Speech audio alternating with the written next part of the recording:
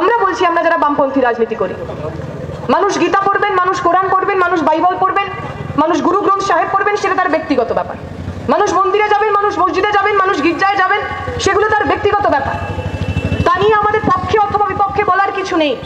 কিন্তু প্রশ্নটা তো এটা, আজকে যখন আমার দেশের বুকে এই কিছুদিন আগে সার্ভেতে বেরিয়েছে, বিগত 9 বছরে নরেন্দ্র মোদীর জমানায় 1,44,000 কৃষক আত্মহত্যা করেছে। প্রতিদিন ভারতের বুকে 20 জন কৃষক আত্মহত্যা করেন। প্রতিদিন এই ভারতের বুকে সাধারণ মানুষ, খেটে খাওয়া মানুষ তার জীবন জীবিকার সমস্যায় জর্জরিত হয়ে মারা যান, খুন হন।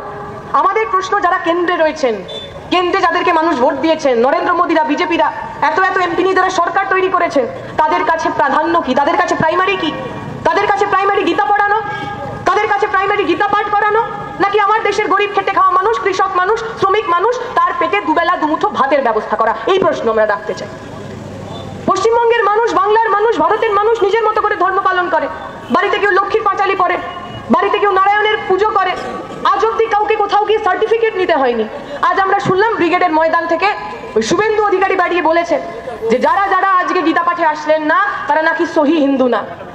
আমাদের এত খারাপ সময় চলে এসেছে যে শুভেন্দু অধিকারীর কাছ থেকে আমাদের সার্টিফিকেট নিতে হবে। কে হিন্দু, কে মুসলমান, কে দেশপ্রেমী, তার সার্টিফিকেট ওই শুভেন্দু অধিকারীরা দেবে। কে শুভেন্দু অধিকারী? শুভেন্দু অধিকার ইতিহাস চুরির ইতিহাস, শুভেন্দু অধিকারীদের ইতিহাস দাঙ্গার ইতিহাস, শুভেন্দু অধিকারীদের ইতিহাস ঘৃণার ইতিহাস।